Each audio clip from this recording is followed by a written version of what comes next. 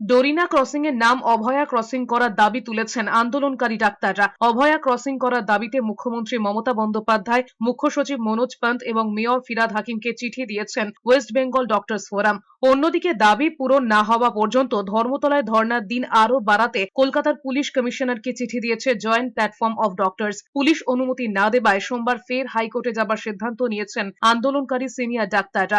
ধর্মতলায় সিনিয়র ডাক্তারদের ধর্নার শেষ দিন 26শে ডিসেম্বর বৃহস্পতিবার পর্যন্ত। সিপিকে পাঠানো মেলে সিনিয়র ডাক্তাররা জানিয়েছেন দাবি পূরণ না হওয়া পর্যন্ত ধর্নার দিন বাড়াতে চান। জবাবে কলকাতা পুলিশের তরফে দেওয়া মেলে জানানো হয়েছে কোনোভাবে হাইকোর্টের অনুমতির বাইরে ধর্নার অনুমতি দেওয়া সম্ভব নয়।